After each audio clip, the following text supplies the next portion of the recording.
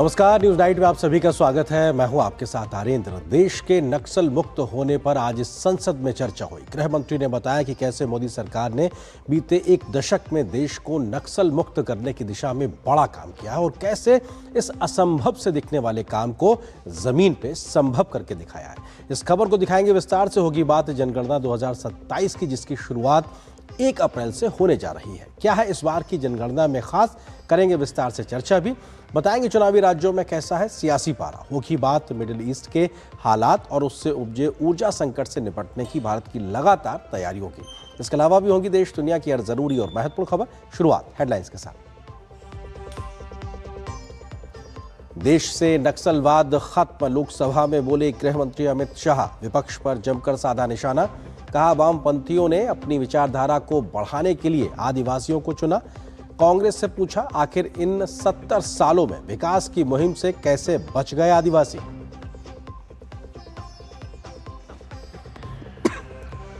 प्रधानमंत्री नरेंद्र मोदी ने असम और पुडुचेरी में मेरा बूथ सबसे मजबूत कार्यक्रम के तहत एनडीए कार्यकर्ताओं को किया जीत का मंत्र दिया। कांग्रेस नेता राहुल गांधी ने केरलम का दौरा कर अपने प्रत्याशियों के पक्ष में मांगा वोट। तमिलनाडु सीएम एमके स्टालिन और टीवी के प्रमुख विजय ने दाखिल किए अपने अपने चुनावी नामांकन।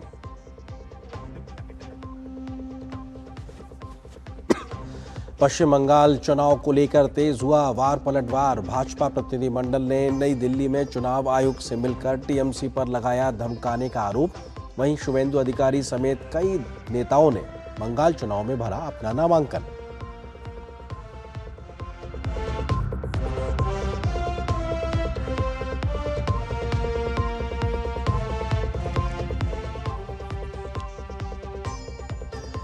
एक अप्रैल से शुरू होने जा रही जनगणना का रोड मैप तैयार।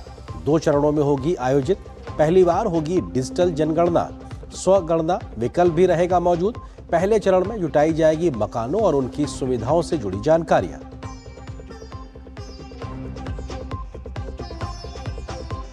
इलेक्ट्रॉनिक्स निर्माण के क्षेत्र में आत्मनिर्भरता भारत की बड़ी छलांग। इलेक्ट्रॉनिक्स कंपोनेंट मैन्युफैक्चरिंग स्कीम के तहत 29 प्रोजेक्ट को मंजूरी।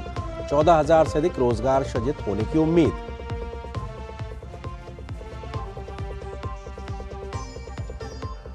पश्चिम एशिया संकट के बीच भारत सरकार ने एक बार फिर किया साफ, भारत में तेल गैस की नहीं है कमी। जमाखोरी पर सरकार का सख्त एक्शन। 2 और एलपीजी कैरियर्स ने स्ट्रेट ऑफ हॉर्मुज किया पार।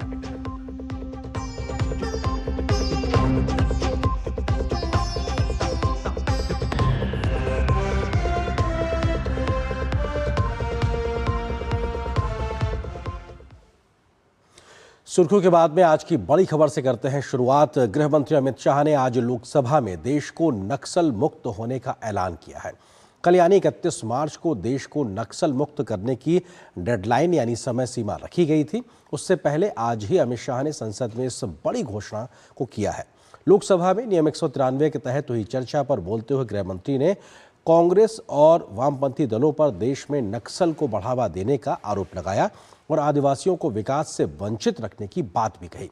अमित शाह ने कहा कि दशकों तक कांग्रेस ने जिस समस्या को खाद पानी देकर उसे पाला पोसा, उसे प्रधानमंत्री नरेंद्र मोदी के नेतृत्व में खत्म किया गया है और राष्ट्रीय सुरक्षा को मजबूत किया गया है। नक्सल मुक्त भारत, डेडलाइन से पहले संसद में गूंज। हमने लक्ष्य किया था कि 31 मार्च को नक्सल मुक्त करेंगे। मैं पूरी व्यवस्था होने के बाद देश को भी सूचित करूंगा, मगर मैं ऐसा बोल सकता हूं, धड़ल्ले से बोल सकता हूं कि हम नक्सल मुक्त हो गए हैं। ऐसा कहने में कोई तकलीफ नहीं। नक्सल मुक्त भारत, एक लक्ष्य, एक संकल्प और एक डेडलाइन 31 मार्च। इस डेडलाइन के खत्म होने से ठीक एक दिन पहले संसद में इस मुद्दे पर जबरदस्त चर्चा हुई। लोकसभा में नक्सलवाद पर चर्चा की शुरुआत करते हुए शिवसेना सांसद श्रीकांत एकनाथ शिंदे ने विपक्ष पर तीखा हमला बोला। उन्होंने कहा कि विपक्ष की सरकारों ने देश को रेड कॉरिडोर दिया, जबकि नरेंद्र मोदी के नेतृत्व में मौजूदा सरकार ने इसे खत्म कर ग्रोथ कॉरिडोर में बदल दिया है। आपकी सरकार ने अपनी मजबूरियों के चलते इस देश को रेड कॉरिडोर दिया, लेकिन मोदी सरकार ने अपनी मजबूत इच्छा शक्ति से रेड कॉरिडोर को खत्म किया और देश को ग्रोथ कॉरिडोर देने का काम यहां पर किया। वहीं विपक्ष भी आक्रामक नजर आया। संसद में आरजेडी के सांसद अभय कुमार सिन्हा ने परिस्थितियों का हवाला दिया, तो आजमगढ़ से सपा सांसद धर्मेंद्र यादव ने जवानों की शहादत की बात की। नक्सली कोई जन्म से पैदा नहीं होता है, उसे परिस्थितियां बनाती है महोदय। निश्चित तौर पर नक्सलवाद देश की बहुत गंभीर समस्या है और इस गंभीर समस्या में हमारे हजारों जवानों ने अपनी कुर्बानियां दी। लाल आतंक की परछाई हटी, बस्तर विकसित हुआ। वामपंथी उग्रवाद से देश को मुक्त कराने के प्रयास पर लोकसभा में चर्चा पर गृह मंत्री अमित शाह ने जवाब देते हुए बताया कि बस्तर से आज नक्सलवाद करीब समाप्त है।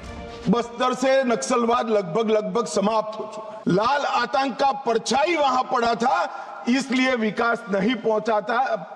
आज परछाई हट गई है और बस्तर विकसित हो रहा है। मान्यवर, बस्तर में विकास।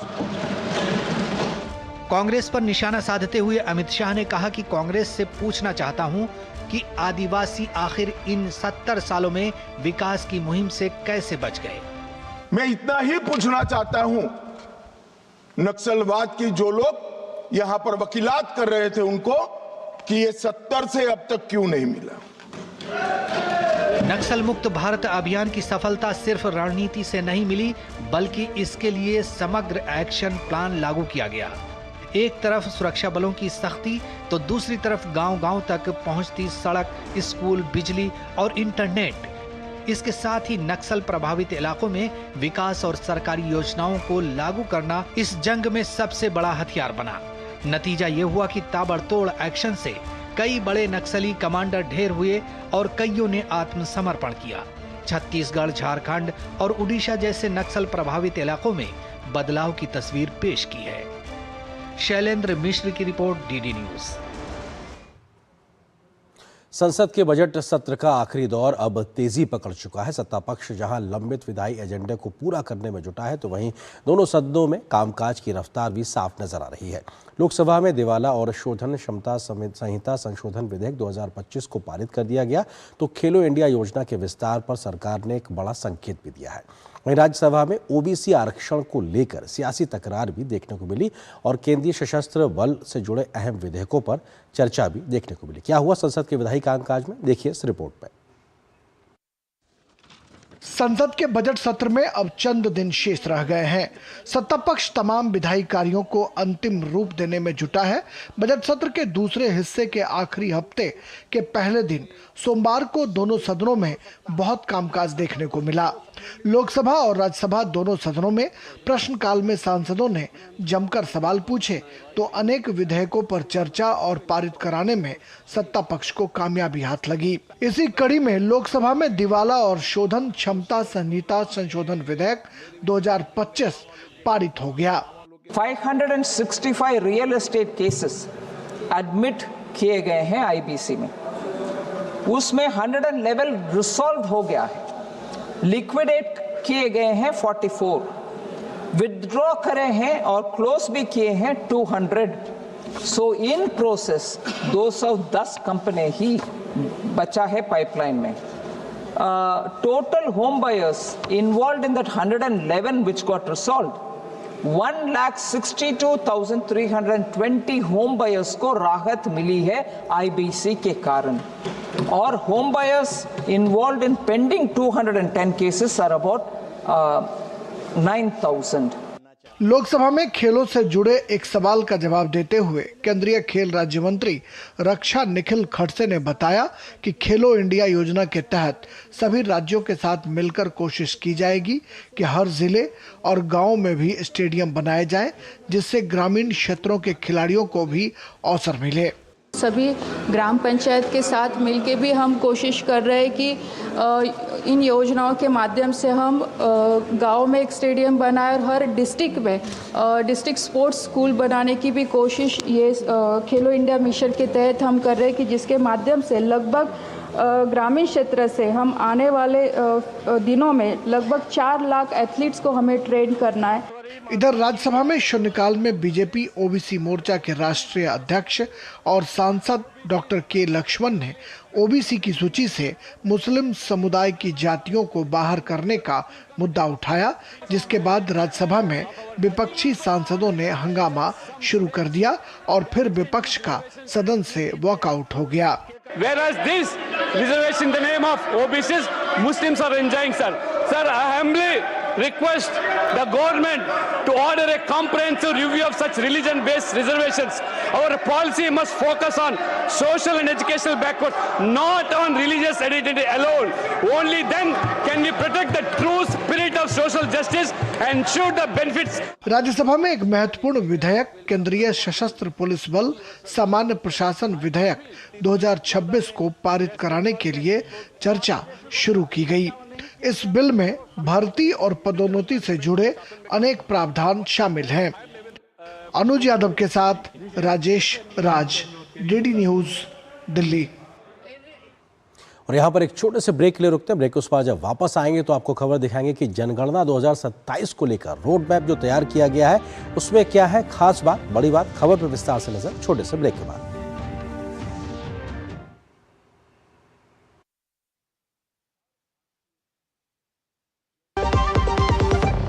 महाशय धर्मपाल जी के 130वें जन्मदिन पर MDH मसालों पर पाइए 10% एक्स्ट्रा। अब स्वाद के साथ बचत भी, अब पाइए बचत ही बचत। वाह, गाय तुम्हारी माता है ना? तो पशुहार के नाम पर जहर क्यों खिलाता है? अनसन हटा, दिल से खिला, सिर्फ कपिला, देश का नंबर 1 पशु आहार। इस भाग दौड़ भरी जिंदगी में कभी कभी करदाता से छोटी सी गलती हो जाती है, लेकिन हमारी कर व्यवस्था हर नागरिक को उसे सुधारने का एक और अवसर देती है। इसी सोच के साथ आयकर विभाग लाया है अपडेटेड इनकम टैक्स रिटर्न यानी ITRU।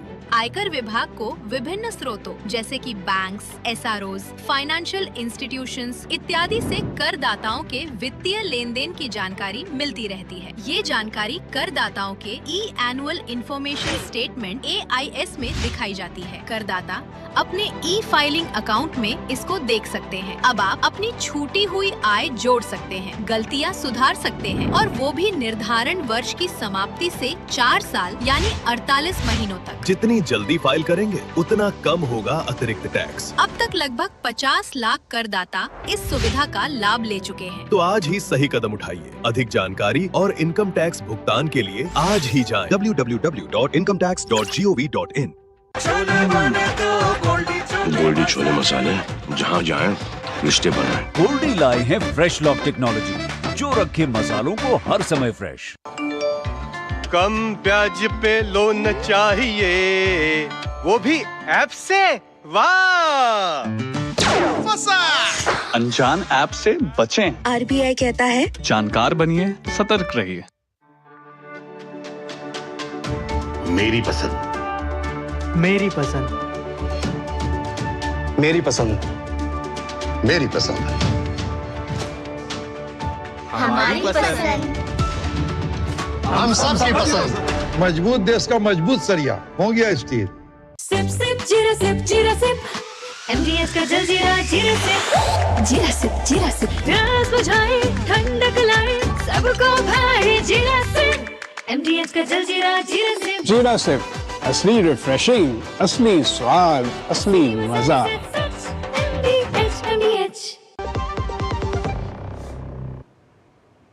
और ब्रेक के बाद आपका एक बार फिर से स्वागत है। ब्रेक पर जाने से पहले हमने खबर दिखाई संसद में, जहां पे आज गृह मंत्री अमित शाह ने नक्सल मुक्त भारत की घोषणा की है। इस बड़ी खबर में बीते एक दशक में किस तरीके से तमाम प्रयास रहे हैं, कुछ तथ्यों और आंकड़ों के जरिए आपको बताते हैं। नक्सल मुक्त भारत का जो अभियान सफलता हासिल की है वो बीते एक दशक में किस तरीके से उस पर बड़ा काम। प्रभावित जिलों की संख्या, जो घोर नक्सली जिले थे उनकी संख्या देश में 35 थी और मौजूदा वक्त में आज ये 0 हो गई है, यानी कि खत्म हो गया है। नक्सल प्रभावित जिलों की संख्या जो 126 थी 2014 में, 2026 में ये महज 2 रह गई और इसमें भी कुछ तालुका में कहीं पे एक छोटा सा प्रभाव जिसको कहा जा सकता है कि नगण्य के बराबर है। तो ऐसे में नक्सल मुक्त भारत की दिशा में ये एक बीता दशक बेहद महत्वपूर्ण रहा है। नक्सल का रेड कॉरिडोर की बात की जाती, पूरा एक लाल गलियारा जिसने देश को एक तरीके से विभाजित करने के लिए एक बड़ी राष्ट्रीय सुरक्षा को चुनौती पैदा कर दी थी। उसके लिहाज से कौन से राज्य प्रभावित थे? छत्तीसगढ़, झारखंड, ओडिशा से होता हुआ ये लाल गलियारा निकलता था। रेड कॉरिडोर इसको कहा जाता था। महाराष्ट्र, केरल, पश्चिम बंगाल, ये तमाम राज्य नक्सल से प्रभावित हुआ करते थे। मध्य प्रदेश, आंध्र प्रदेश और तेलंगाना, इनके कई इलाके, इन तमाम राज्यों के कई इलाके कहीं घोर नक्सलवाद था, कहीं नक्सलवाद था और किसी किसी जगह तो इस प्रकार की स्थितियां थी जहां पे लॉ एंड ऑर्डर नाम की स्थिति नहीं होती थी।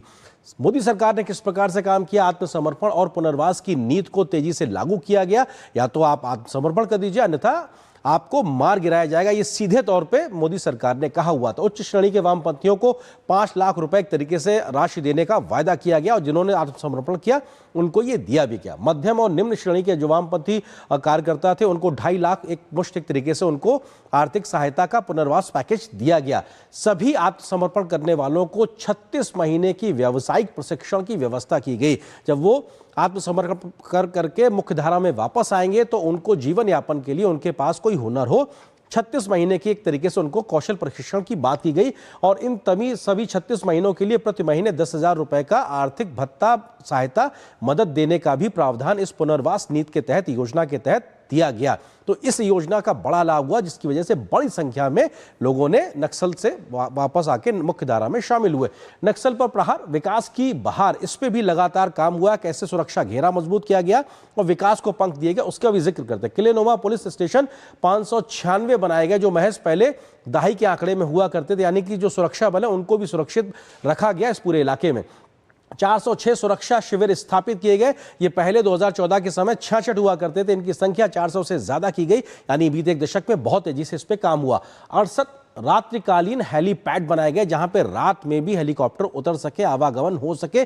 सुरक्षा के मद्देनजर ये बेहद महत्वपूर्ण था कि 24 घंटे ऑपरेशन को कैसे चालू रखना है।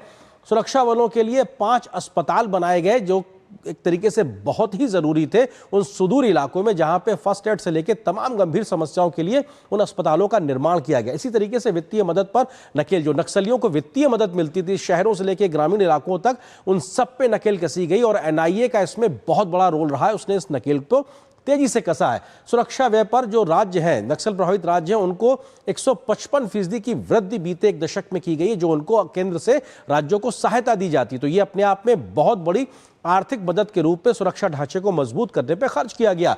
20,000 करोड़ की मदद से 12,000 किलोमीटर सड़क का निर्माण किया गया। ये उन इलाकों तक पहुंच सुनिश्चित करती है जहां पे कोई जा नहीं पाता था, आज विकास भी जाता है, सुरक्षा के हमारे जवान भी वहां पे पहुंच पा रहे हैं। 6,000 करोड़ की मदद से हजारों मोबाइल टावर लगाए गए हैं, यानी कि नेटवर्क का संचार की जो व्यवस्था है वो भी सुदृढ़ की गई। इससे हमारी सुरक्षा व्यवस्था बहुत मजबूत हुई है और आम ग्रामीण और आदिवासी इलाके को भी दुनिया से जुड़ने का मौका मिला है। स्वास्थ्य के ढांचे में बड़ा सुधार हुआ है। प्राथमिक स्वास्थ्य केंद्र से लेके जो खासतौर से सिकल सेल एनीमिया जैसी जो बीमारियां सुदूर ग्रामीण आदिवासी इलाकों में पहुंची हुई थी, उस पर भी नकेल कसने में तमाम बड़े काम किए गए हैं।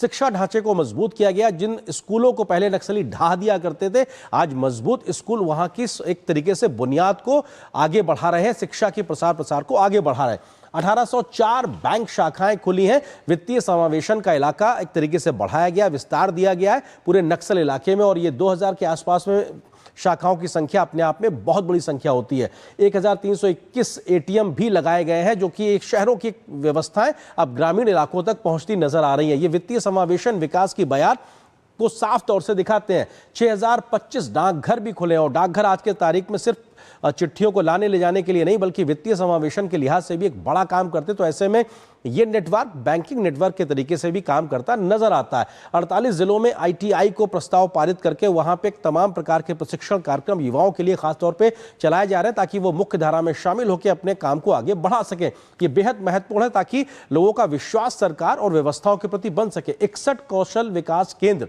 स्किल डेवलपमेंट सेंटर्स खोले गए हैं और तमाम प्रकार के प्रशिक्षण जो स्थानीय युवाओं को रोजगार मुहैया कराते हैं उस दिशा में आगे बढ़े हैं।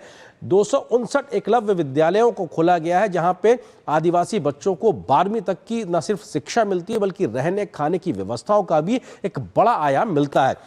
49 सिकल एनीमिया सेंटर खोले गए हैं और ये खास तौर से आदिवासी ग्रामीण इलाकों में पाई जाने वाली बीमारी जो जेनेटिक बीमारी तरीके से होती है उसकी रोकथाम के लिए तमाम व्यवस्थाओं को करने के लिए सरकार का खास तौर पे फोकस है। 16 कौशल विकास केंद्रों के साथ में इस दिशा को आगे बढ़ाया जा रहा है। ये तमाम अपने आप में काम बताते हैं कि किस तरीके से इस दिशा में जहां पे नक्सल पे प्रहार है तो विकास की बयार को भी आगे बढ़ाया जा रहा है। जगदलपुर में 240 बिस्तर वाला अस्पताल बनाया गया। जगदलपुर एक तरीके से पहचान थी नक्सल के इलाके के घोर नक्सल इलाके के छत्तीसगढ़ में, वहां पर एक 240 बिस्तर वाला अस्पताल बनाया गया है और ये अपने आप में बेहद महत्वपूर्ण है कि किस तरीके से अपने आप में उस इलाके में जहां पे कभी नक्सलवाद होता था आज एक प्रकार से विकास यहां पे दिखाई पड़ रहा है। तो अब आगे बढ़ते हैं, अगली खबर की बात करते हैं जो कि जनगणना से जुड़ी हुई है। जनगणना 2027 के एक तरीके से आज से शुरुआत हो गई है और इसमें कई प्रकार के प्रावधान है क्योंकि ये 2 चरणों में की जाएगी और पहला चरण की शुरुआत 1 अप्रैल से होगी जो कि सितंबर तक चलेगी इसी साल पे, और इस लिहाज से देखा जाए तो जो दूसरा चरण है वो फरवरी 2027 में होगा। लेकिन जो हिमालयी राज्य है उसमें जो दूसरा फेज है वो भी सितंबर 2026 इसी साल पूरा कर लिया जाएगा। पहली बार होने ये जो जनगणना होगी इसमें जातीय जनगणना भी एक तरीके से शामिल होगी, साथ ही साथ ये पूरी तरह डिजिटल होगी और इसमें कई नए प्रावधान भी शामिल किए गए। क्या कुछ खास है, देखिए इस रिपोर्ट में।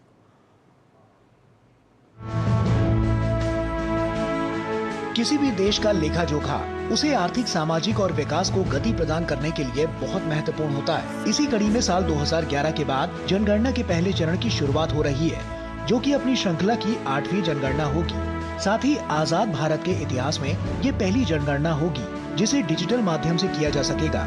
इस काम के लिए 30 लाख से अधिक जनगणना कर्मियों को लगाया गया है। ये जनगणना 2 चरणों में संपन्न होगी। पहला चरण जो कि अप्रैल 2026 से सितंबर 2026 तक चलेगा। ये चरण राज्यों, संघ राज्य क्षेत्र की सुविधा के अनुसार 30 दिनों की अवधि में आयोजित किया जाएगा। इसमें मकान सूचीकरण और मकानों की गणना की जाएगी। इसके साथ ही इसमें मकान सूचीकरण कार्य से पूर्व 15 दिनों की स्वगणना की सुविधा भी उपलब्ध होगी। ये स्वगणना मोबाइल ऐप और पोर्टल के माध्यम से की जा सकेगी जो कि 16 भाषाओं में उपलब्ध होंगे।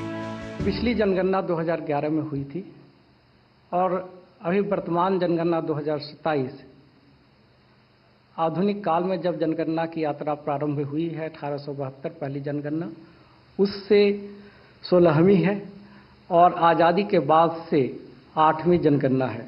इस बार सेल्फ इनुमरेशन के माध्यम से डिजिटली स्वयं सूचना दर्ज कर सकते हैं और वो 15 दिन की अवधि जब हाउस टू हाउस एक्टिविटी उस राज्य या यूटी में प्रारंभ होगी उसके पहले की अवधि होगी जिसमें कि स्वयं की सूचना हाउस होल्ड की सूचना दर्ज कर सकते हैं। स्वगणना के दौरान लोगों को SEID प्राप्त होगी जिसे जनगणना कर्मियों के साथ शेयर करना पड़ेगा। हालांकि इस सब के बाद भी जनगणना कर्मी पहले की तरह ही घर घर जाकर जनगणना के कार्य को पूरा करेंगे।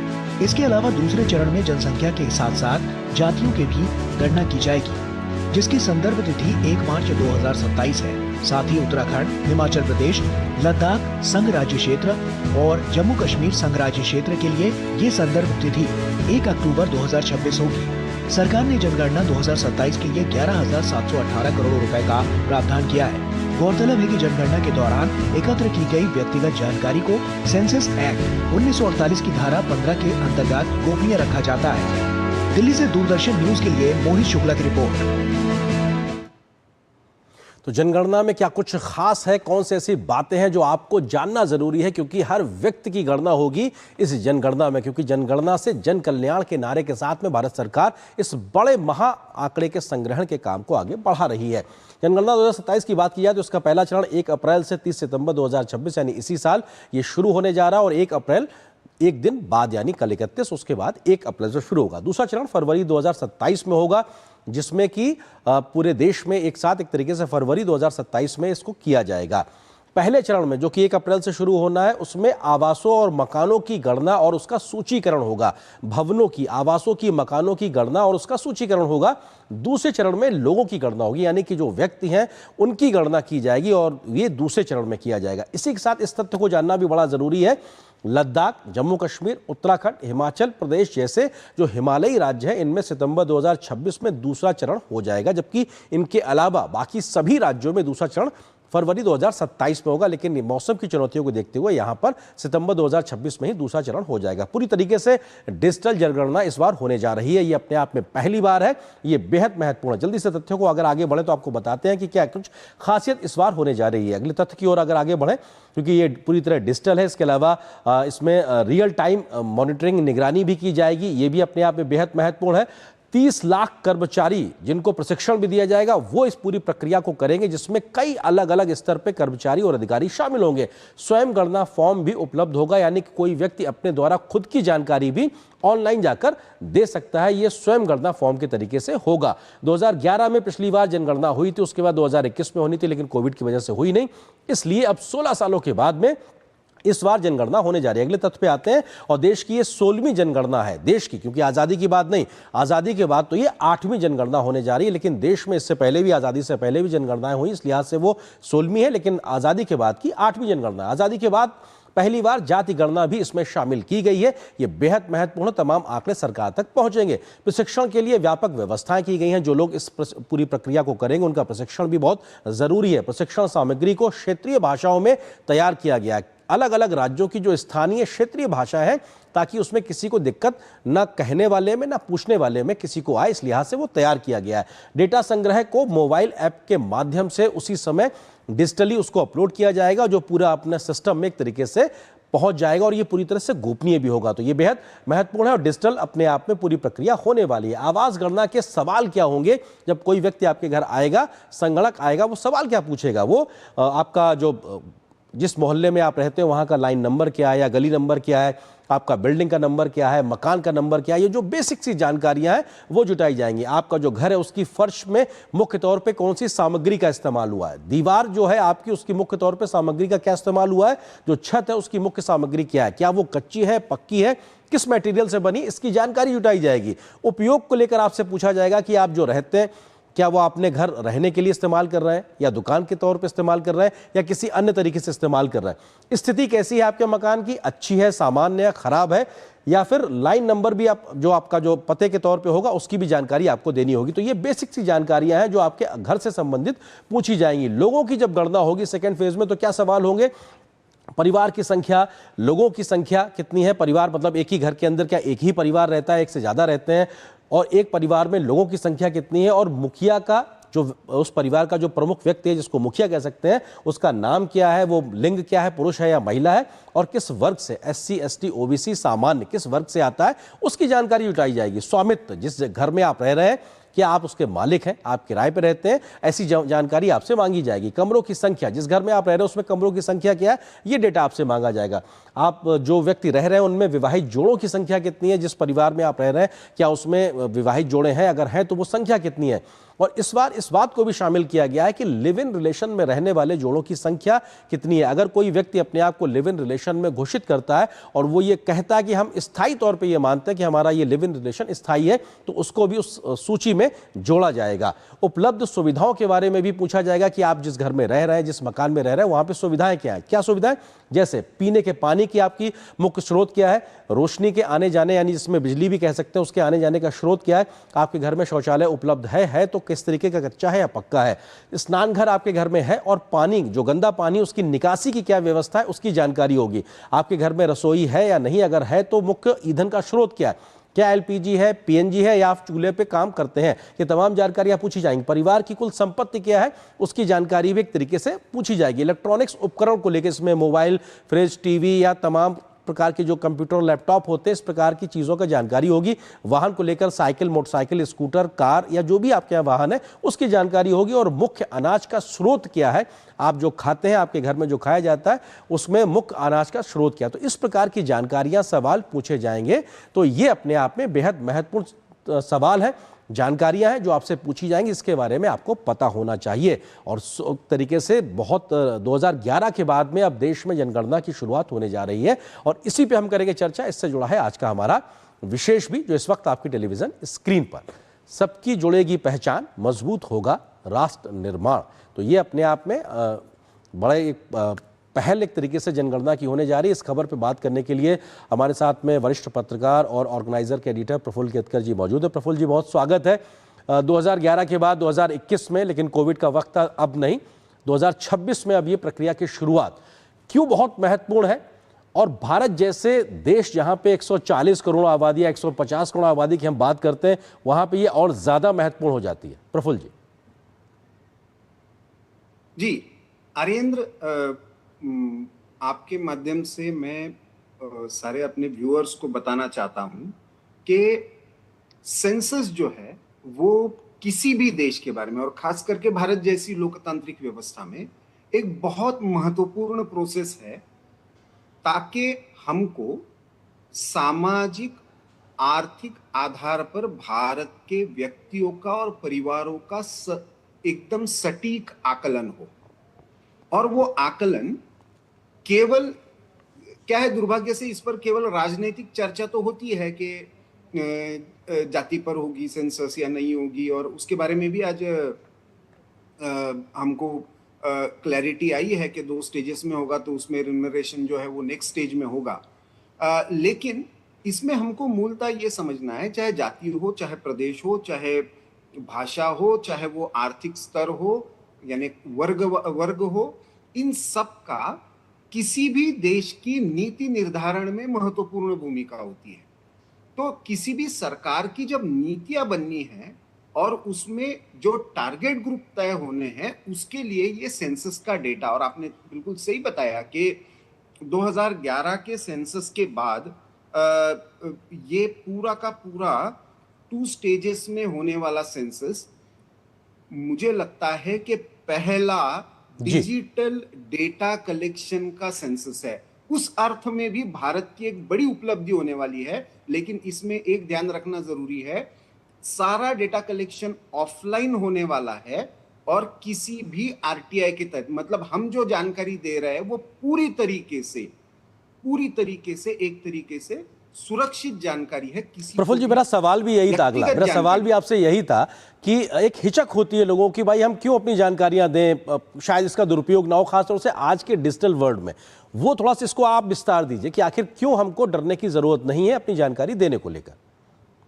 देखिए, 2 क्लैरिटी आज भारत के जो सेंसस कमिश्नर है उन्होंने दी है। एक कि जो भी डेटा कलेक्शन होगा और एक हाउस होल्ड ब्लॉक में होगा, मतलब 700 से 800 घरों का एक क्षेत्र, जियो स्पेशली वो कनेक्ट जरूर होगा, लेकिन ये एक विशिष्ट तरीके का ऐप सेंसस कमीशन द्वारा बनाया गया है जो ऑफलाइन ऑपरेट करेगा। मतलब उसकी जानकारी जो है वो उस पर ही केवल स्टोर होगी, लेकिन जब वो इकट्ठा किया जाएगा और उसको इंटीग्रेट किया जाएगा तभी केवल इंटरनेट का उपयोग होगा। इसका अर्थ ये है कि ये सर्वसामान्य व्यक्ति की जानकारी ऑनलाइन उपलब्ध नहीं है, लेकिन ऑल ओवर पिक्चर क्या इमर्ज हो रहा है।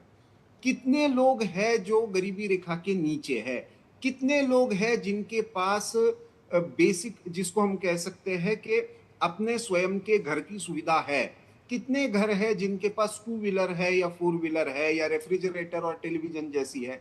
इसके आधार पर एक बड़ी पिक्चर नीति निर्धारण के लिए स्पष्ट होगी। दूसरा जो सेंसस कमिश्नर ने बताया कि किसी भी आरटीआई में इंडिविजुअल की जानकारी उपलब्ध कराना किसी के लिए भी बाध्य नहीं है। इसका अर्थ यह है कि व्यक्तिगत जानकारी आपने जो भी दी है, जो आपके पास जो इस माहिती जानकारी का संकलन करने के लिए आए हैं, वो जानकारी केवल और केवल उस हाउस होल्ड की जानकारी ऑल ओवर पिक्चर लेने के लिए ही होगी, किसी भी व्यक्तिगत नाम से किसी और को उपलब्ध नहीं होगी। ये 2 महत्वपूर्ण बातें हैं, इसलिए मुझे लगता है कि हमको इस हिचक से बचना चाहिए कि हम सही जानकारी दे या नहीं दे। जी सर, जाति गणना भी हो रही है, इसका क्या मायने, क्या जिसको लेकर बहुत राजनीतिक बहस होती रहती है, ये वो जातीय गणना है या ये कुछ अलग है, इस पे क्या समझा जाए?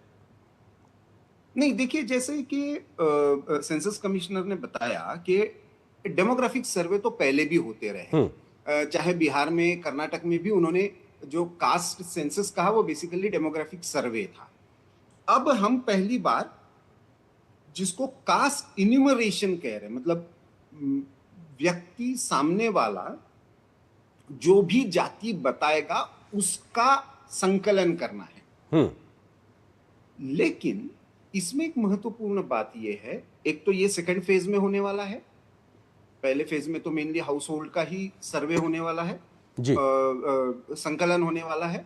लेकिन ये दूसरी फेज में जो होगा, देखिए बहुत बार बहुत से क्लेम हम करते हैं और बहुत बार उन जातियों के आधार पर राजनीतिक समीकरणों का विचार जरूर होता है, लेकिन उसकी वास्तविकता क्या है। लेकिन उससे भी आगे की बात है, जब नीति निर्धारण हो रहा है तो किस प्रकार की जाति वर्ग के पास क्या सामाजिक आर्थिक स्थिति है और इसके लिए सही मायने में सरकार को क्या नीतियां बनानी चाहिए, ये समझ के लिए ये कास्ट इन्यूमरेशन बहुत इंपॉर्टेंट है। यहाँ पे भी हमको ध्यान में रखना है, किसी भी व्यक्ति ने जो भी जाति वर्ग या उसका जो भी जाति उपजाति जो भी बताया है, वो व्यक्ति का इंपॉर्टेंट यहाँ पे नहीं है, ना वो उसकी उपलब्धता किसी के पास है। ऑल ओवर जो परसेंटेज निकलेगा उसके आधार पर सरकार नीति निर्धारण के लिए, नीतिगत निर्णय लेने के लिए या नीति आयोग अलग अलग पॉलिसीज पर काम करने के लिए जो सरकार को रिकमेंड करेगी, उसके लिए इस डेटा का उपयोग होने वाला है। और उस अर्थ में इसका बड़ा महत्व पॉलिसी मेकिंग और पॉलिसी इंप्लीमेंटेशन में है।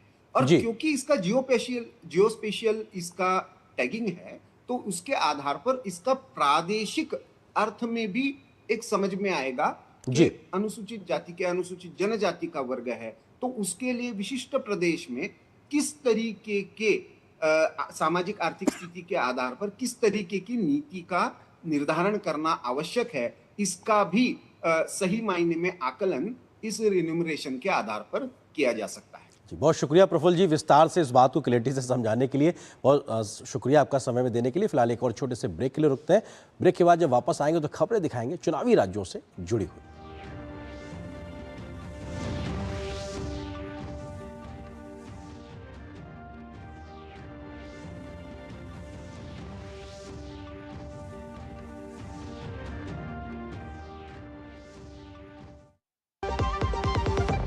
महाशय धर्मपाल जी के 130वें जन्मदिन पर MDH मसालों पर पाइए 10% एक्स्ट्रा। अब स्वाद के साथ बचत भी, अब पाइए बचत ही बचत। विभाग अनेक, कंप्लेंट बॉक्स 1। किसी भी सरकारी दफ्तर, विभाग या बैंक से जुड़ी शिकायत के लिए pgportal.gov.in पर जाएं, रजिस्टर करें, संबंधित विभाग चुनें, शिकायत दर्ज करें और ट्रैकिंग ID नोट करें। SMS या ईमेल पर एक्नॉलेजमेंट पाएं और शिकायत का जवाब सीधे मंत्रालय से प्राप्त करें। अब तक 1,12,00,000 से अधिक भारतीयों ने भरोसा जताया। CP ग्राम्स, आपकी हर शिकायत का हल। अभी शिकायत दर्ज करें pgportal.gov.in। जब धरती चीर कर निकलता है लोहे का पत्थर और मिलता है मोंगिया के जोश से, फिर तपता है, पिघलता है और बनता है फौलाद। अब होता है सरिया सारी खूबियों के साथ। मोंगिया स्टील, मजबूत देश का मजबूत सरिया। बढ़ता है, खेलता है, झूलता उछलता है, दौड़ता कभी कभी दौड़ कराता है, आगे आगे बढ़ता है इंडिया, अमूल दूध पीता है इंडिया। टर टर टर टर। सिस्टर बीना का मैसेज आया है, अर्जेंट। लिखा है, मेरे बच्चे के ट्रीटमेंट के लिए 1 लाख रुपए चाहिए डॉक्टर, तुरंत भेज दीजिए प्लीज। सिस्टर बीना, मैं पहले सिस्टर बीना को फोन करके पूछूंगी, फिर भेजूंगी, क्योंकि मैं मूर्ख नहीं हूँ। वेल डन डॉक्टर, यूपीआई कहता है अगर पहचान के व्यक्ति से भी ऐसे मैसेज आए तो हो सकता है कि उनके मैसेजिंग ऐप हैक्ड हो। तो पहले नॉर्मल कॉल करके चेक करो और कहो मैं मूर्ख नहीं हूं। जाइए आप भी किसी का टेस्ट लीजिए। इच्छाओं की कोई उम्र नहीं होती, आज हो या कल आंखों में हरदम चमकती, कल भी रहे आज के ठाट, ना हो टेंशन रिटायरमेंट के बाद, हाँ करनी है तैयारी एनपीएस जरूरी है, छोले बने तो गोल्डी छोले मसाले जहाँ जाए रिश्ते बनाए। गोल्डी लाए हैं फ्रेश लॉक टेक्नोलॉजी जो रखे मसालों को हर समय फ्रेश। और ब्रेक के बाद अब खबरें चुनावी राज्यों से जुड़ी हुई।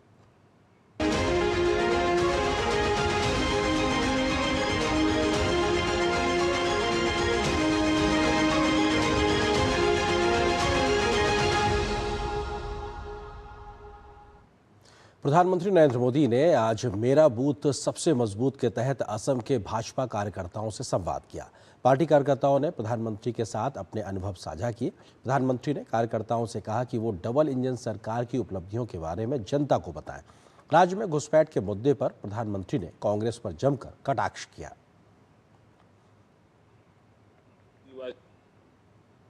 ये जो घुसपैठियों का मुद्दा है, ये सिर्फ चुनाव का मुद्दा नहीं है। ये असम की पहचान, असम की सुरक्षा, देश की सुरक्षा का मुद्दा है। एक किसानों की जमीन, आदिवासियों की, गरीबों की रोजी रोटी, महिलाओं की सुरक्षा से जुड़ा विषय है। आप देखिए, कांग्रेस ने बीते दशकों में जो अवैध कब्जे होने दिए, इससे असम में कितनी परेशानी हुई है। हमारे आस्था के सांस्कृतिक के स्थानों तक को उन्होंने छोड़ा नहीं है। किसानों की जमीनों को नहीं छोड़ा गया। जहां घुसपैठिए बढ़ जाते हैं, वो मेहनत मजदूरी के काम पर कब्जा करते लेते हैं। इससे जरूरतमंद लोगों को काम मिलना कम हो जाता है। मेरा बूथ सबसे मजबूत के तहत पुदुचेरी के भाजपा कार्यकर्ताओं से संवाद करते हुए प्रधानमंत्री ने कांग्रेस से डीएमके पर जोरदार प्रहार किया। प्रधानमंत्री ने परिवारवाद और भ्रष्टाचार को लेकर दोनों ही दलों पर जमकर निशाना साधा। कांग्रेस और डीएमके वाले जानते हैं कि पुडुचेरी की जनता मौका नहीं देगी, ये जानते हैं, फिर भी हर सीट के पीछे लड़ रहे हैं। ये इसलिए लड़ रहे हैं ताकि अगर गलती से भी मौका मिला तो लूट से ज्यादा हिस्सेदारी मिल सके। आप लोगों को घर घर जाकर के, एक एक नागरिक को जाकर के मिलिए और साफ साफ बताइए कि कांग्रेस डीएमके यानी फैमिली फर्स्ट और बीजेपी एनडीए यानी Puducherry first, India first. Congress के नेता दिल्ली के इनकी फर्स्ट फैमिली को ही खुश करने में लगी रहती है। पश्चिम बंगाल के अलावा केरल, तमिलनाडु, पुडुचेरी और असम में भी विधानसभा चुनाव का प्रचार जोर शोर से दिखाई पड़ रहा है। केरल में जहां कांग्रेस की ओर से लोकसभा में नेता प्रतिपक्ष राहुल गांधी ने आज कमान संभाली, तो वहीं असम में भाजपा के राष्ट्रीय अध्यक्ष नितिन नवीन ने कई चुनावी सभाएं की। तमिलनाडु में आज कई दिग्गजों ने अपना नामांकन दाखिल किया। 5 राज्यों के विधानसभा चुनाव के लिए प्रचार जोर पकड़ता जा रहा है। इसी के साथ घर से वोट डालने की प्रक्रिया भी शुरू हो गई है। मतदान अधिकारियों ने तिरुवनंतपुरम निर्वाचन क्षेत्र के पुंथुरा में ये प्रक्रिया शुरू की। इसके तहत मोबाइल टीमें मतदाताओं के घरों पर जाकर उन्हें पोस्टल बैलेट के जरिए वोट डालने में मदद कर रही है। इन टीमों में मतदान कर्मचारी, एक माइक्रो ऑब्जर्वर, वीडियोग्राफर, पुलिसकर्मी और बूथ लेवल अधिकारी शामिल हैं।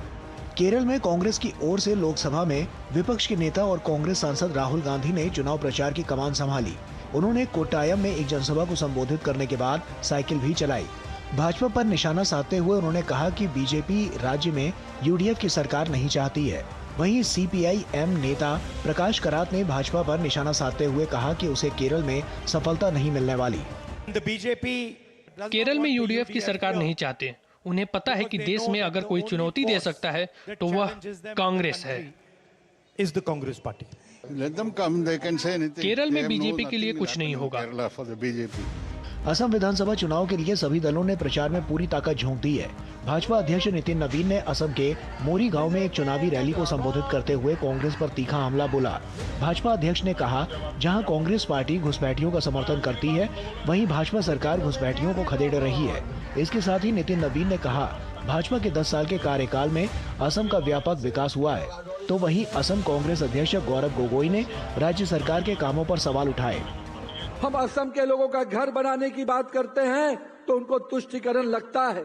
हम असम के लोगों के लिए विकास की नई योजना लाते हैं तो उनको तुष्टीकरण लगता है, क्योंकि कांग्रेसियों का हाथ घुसपैठियों के साथ है और भाजपा का विश्वास असम की जनता के साथ है। कांग्रेस की सरकार पिछले 10 वर्षों से असम में नहीं, पिछले 10 वर्षों से डबल इंजन की सरकार चल रही है, लेकिन अभी भी घुसपैठ क्यों हो रहा है?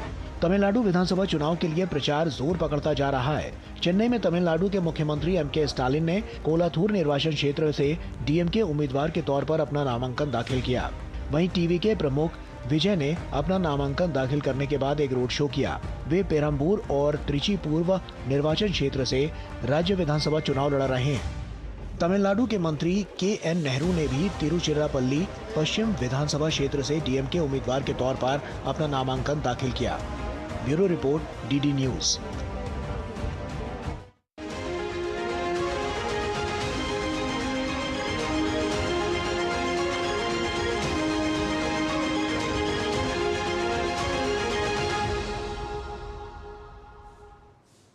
तो आप देख रहे थे चुनावी राज्यों की खबरें। यहाँ पर एक और छोटे से ब्रेक के लिए रुकते हैं। ब्रेक के बाद जब वापस आएंगे तो खबर दिखाएंगे कि देश में नहीं है तेल गैस का कोई संकट। इस खबर पर विस्तार से नजर छोटे से ब्रेक के बाद।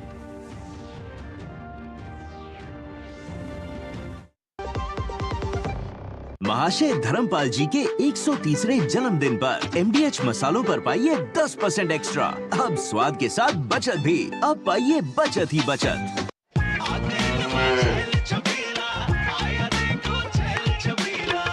एक कपिला, अरे भाई सब एक ही जैसा होता है। ये लो साधारण पशु आहार।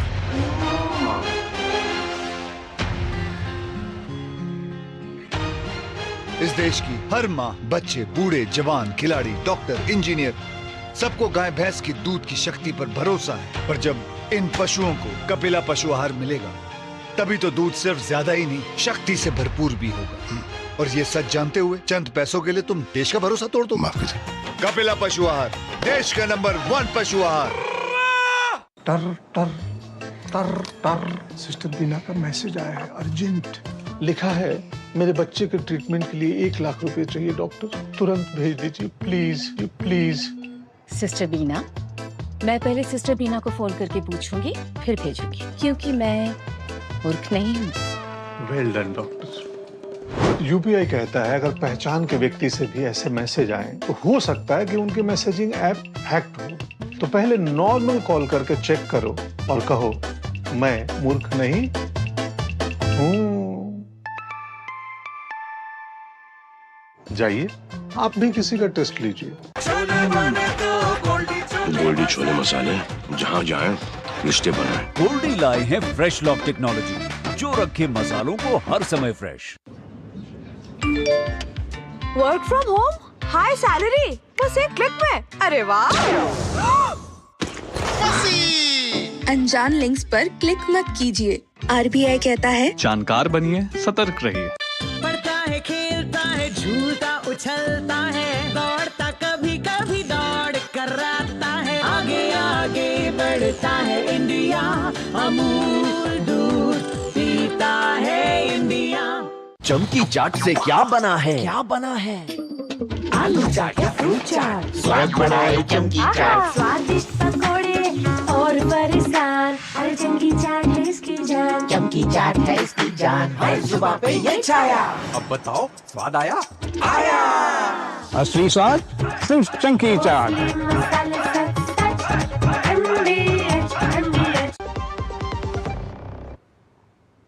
पश्चिम एशिया में चल रहे युद्ध के बीच भारत में तेल और गैस संकट को लेकर कई सवाल उठ रहे हैं, लेकिन सरकार का दावा है कि गैस और तेल की सप्लाई में कोई कमी नहीं है। पर्याप्त भंडार मौजूद है। जो भी जमाखोरी कर रहा है उस पर लगाम लगाने के लिए एक्शन भी लिया जा रहा है। सरकार ने अपील की है कि ना पैनिक करें और ना ही अफवाहों पर ध्यान दें, क्योंकि देश में पर्याप्त मात्रा में खाद और फर्टिलाइजर भी मौजूद है। इजराइल, अमेरिका और ईरान युद्ध के बीच जब दुनिया में तेल और गैस संकट की बात हो रही है तो डर और अनिश्चितता की तस्वीरें जहन में कौंध रही हैं। लेकिन भारत में हकीकत इन सब से परे है, क्योंकि सरकार बार बार लोगों को भरोसा दिला रही है कि तेल और गैस के भंडार भरपूर हैं। सवाल कमी का नहीं, बल्कि कुछ लोग जमाखोरी कर इसे संकट बनाने की कोशिश में जुटे हैं, जिन पर कड़ी कार्रवाई की जा रही है। देश में पेट्रोल, डीजल, एलपीजी, पीएनजी की पर्याप्त उपलब्धता है और इसे इंश्योर करने के लिए भारत सरकार ने कई स्तर पर कदम लिए हैं और कदम उठा भी रही है। केंद्र सरकार ने लोगों को राहत देने के लिए 21 राज्यों और केंद्र शासित प्रदेशों में 60 दिन के लिए केरोसिन के वितरण की अनुमति दी। हालांकि ये राज्य पहले केरोसिन मुक्त घोषित किए जा चुके हैं, लेकिन 60 दिन की ये आपातकालीन व्यवस्था रसोई गैस पर बढ़ते दबाव को कम करने के लिए की गई है। सरकार सप्लाई को और मजबूत करने के लिए खाड़ी देशों के अलावा अन्य देशों से भी लगातार बातचीत कर रही है। Further, proactive measures are being taken to diversify our sourcing bases with other than the Gulf countries like Russia, Morocco, Australia, Indonesia, Malaysia, Jordan, Canada, Algeria, Egypt, and Togo, etc. संकट के इस दौर में भारतीय कूटनीति की सफलता का परिणाम है कि खाड़ी इलाके से भी एलपीजी से भरे जहाज लगातार भारत आ रहे हैं। पत्तन, पोत, परिवहन और जलमार्ग मंत्रालय में विशेष सचिव राजेश कुमार सिन्हा ने बताया कि 2 और एलपीजी कैरियर ने स्ट्रेट ऑफ हॉर्मुज को पार कर लिया है। हमारे 2 एलपीजी कैरियर्स BW टियर और BWL, इन दोनों ने वो रास्ता सफर तय किया। इन्होंने स्ट्रेट ऑफ हॉर्मुज को क्लियर किया और ये अब भारतीय पोर्ट्स की तरफ अग्रसर हैं। तेल और गैस को लेकर भले ही दुनिया के कई देश चिंता में हैं, लेकिन भारत में स्थिति नियंत्रण में है। लोगों को राहत मिले, किसी तरह की परेशानी ना हो, इस पर सरकार का पूरा फोकस है। शैलेंद्र मिश्र की report, DD news. Mahavir Jayanti पर प्रधानमंत्री नरेंद्र मोदी गुजरात में रहेंगे, जहां वो गांधीनगर में सम्राट संप्रति संग्रहालय का उद्घाटन करेंगे। इसके अलावा प्रधानमंत्री साणंद GIDC अहमदाबाद में केन्स सेमिकॉन प्लांट का उद्घाटन भी करेंगे। ये संयंत्र outsourced semiconductor assembly and test को समर्पित है।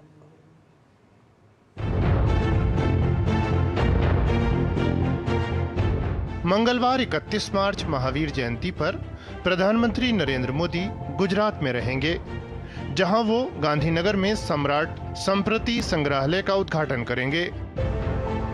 संग्रहालय कोबा तीर्थ के महावीर जैन आराधना केंद्र परिसर में स्थापित किया गया है। महान सम्राट संप्रति को समर्पित इस संग्रहालय में 7 दीर्घाएं बनाई गई हैं, जिनमें जैन विरासत और अहिंसा के मूल्यों से जुड़ी दुर्लभ कलाकृतियां, प्राचीन पांडुलिपियां और मूर्तियों को प्रदर्शित किया गया है। PM साणंद GIDC अहमदाबाद में केन्स सेमिकॉन प्लांट का उद्घाटन करेंगे। यह संयंत्र outsourced semiconductor assembly and test को समर्पित है। जब संयंत्र के सभी चरण पूरे हो जाएंगे तो इसकी उत्पादन क्षमता प्रतिदिन 63 लाख यूनिट होगी। इस संयंत्र से भारत के सेमीकंडक्टर मिशन को नई रफ्तार मिलेगी। साथ ही गुजरात को वैश्विक सेमीकंडक्टर विनिर्माण केंद्र के रूप में स्थापित करने के प्रयासों को भी बढ़ावा मिलेगा। हमारे प्रधानमंत्री इधर आएंगे और इस प्लांट को देश को समर्पित करेंगे और ये दिखाएंगे कि केन्स सेमिकॉन जो एक इंडियन मल्टीनेशनल कंपनी है, गवर्नमेंट ने हमको सपोर्ट किया, सेंट्रल गवर्नमेंट और स्टेट गवर्नमेंट ने हमको सपोर्ट किया कैपेक्स में, मशीनों में, कंस्ट्रक्शन में। इसके कारण हम आज इधर पहुंचे और हम गर्व से कह सकते हैं कि हम अब मेक इंडिया नहीं, हम मेड इन इंडिया में जाने लगे हैं।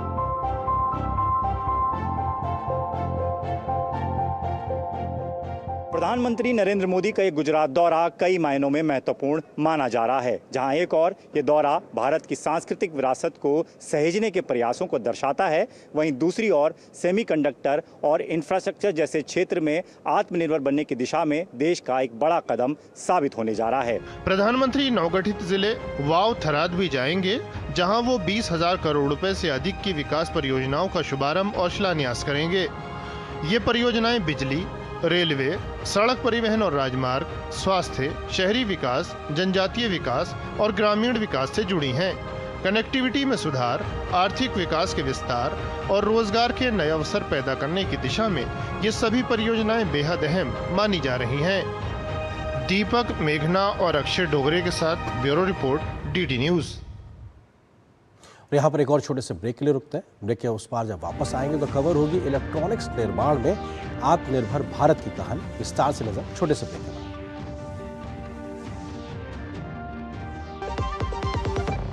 महाशय धर्मपाल जी के 130वें जन्मदिन पर MDH मसालों पर पाइए 10% एक्स्ट्रा। अब स्वाद के साथ बचत भी। अब पाइए बचत ही बचत। मेरी पसंद, मेरी पसंद, मेरी पसंद, मेरी पसंद, हमारी पसंद, हम सबकी पसंद। मजबूत देश का मजबूत सरिया हो गया स्टील। विभाग अनेक, कंप्लेंट बॉक्स 1। किसी भी सरकारी दफ्तर, विभाग या बैंक से जुड़ी शिकायत के लिए pgportal.gov.in पर जाएं, रजिस्टर करें, संबंधित विभाग चुनें, शिकायत दर्ज करें और ट्रैकिंग आईडी नोट करें।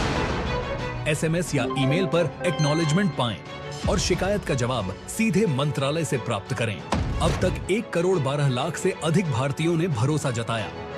CP ग्राम्स, आपकी हर शिकायत का हल। अभी शिकायत दर्ज करें pgportal.gov.in। टर टर टर टर सिस्टर बीना का मैसेज आया है, अर्जेंट।